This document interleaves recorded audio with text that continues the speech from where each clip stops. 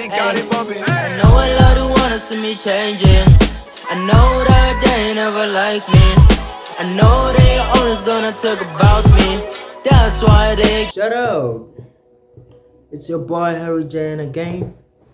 We're back, boy. We're back to the topic. Yeah, I'm doing this video only to share about music basics. You understand? I'm talking about my music. This is my first documentary. Yeah, I'm looking forward for your support. I'm looking forward for everyone to learn something about my music journey. I will share everything about how I started, about my first song, about everything that has happened ever since I started doing music.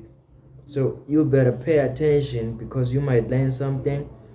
I will talk about discouragements, and I will talk about people who always motivate me but never supported me. They motivate me but they never supported me.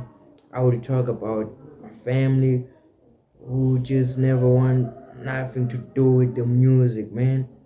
Yeah, so right now I will start about how I started in this part. I will start about the age when I started doing music. I was in crash. Yeah, I was in crash. Yeah, I was in crash, man. So I started singing for teachers, creating songs for other learners. When it's time to learn, I would prefer to sing. I was a great vocalist back then. Now I'm only a rapper. I'm not a good vocalist. But when I made a studio, you cook something and it come up, yeah, something great, man. So yeah, then I got into primary school, grade R. Then when it's time to learn, because I hated school, I only hated school. When it's time to learn, I would tell my teacher, that teacher, now I will sing for you because I don't want to learn. I don't understand anything about what you are about to teach, what you always teaching me. I don't understand. The only thing that I understand is music. So I started like that. I never knew anything about studio. Then grade one, it was all about that, singing to church. Yeah, I love music, man. Like I was in love with it. I was bounded into music, man. I never knew how to write lyrics. I only saw artists on TV performing. Then I would just sing for my grandmother, sing for my uncles. They knew me as that kid who grew up loving music so much. So then I was doing grade two.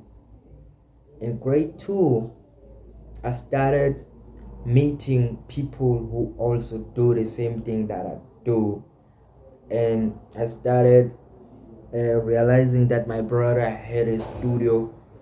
And then he invited me to the studio. Then I got into the studio. Then I did my first track, but it was whack. And then my brother from my father's side, you know, he was expecting me to do something which is perfect. He was expecting perfection from me, but I just disappointed him because I knew nothing about studio. I was only screaming there, screaming and screaming. Then he said, "You are not a good rapper, dog. Just quit this thing because you are not a good rapper." Then, yeah, my mind was still weak back then. Used to listen to Young Fag. Young Fag used to drive me crazy, man. So then I was doing grade 5. I don't remember the age very well, but I was doing grade 5. When I was doing grade 5, I started writing my own lyrics. But the lyrics which I wrote, it was like a story, no punches, no rhymes. It was like I'm writing an essay. You understand? Then I started dropping my song. Then everyone in my school started supporting it. Everyone was part of it. Like they want. I was just that kid. Yo, this kid is a rapper. This kid go to studio. This kid had a song. Have a song. This kid, stuff like that. So then I was just famous in my own hood. You understand? So then when I was in grade 7, yeah, it was like everybody knows that this guy is a rapper. Then in high school I was expecting that, yeah, everyone will be vibing with me. Like I would be that famous nigga when I reach high school. But unfortunately, high school then there were a lot of pressure. There was a lot of pressure. Everyone was doing music then. Everyone, and there were dope rappers. When they call us to freestyle, I would just freestyle 2 lines and I black out. Then I've got no words to say. Then I start mumbling things which makes no sense. And those niggas, they'll just freestyle and you can feel that this nigga is freestyling and what he's doing is making sense. You understand? Like everything he says makes sense. So yeah, man, I started smoking weed. That's the part.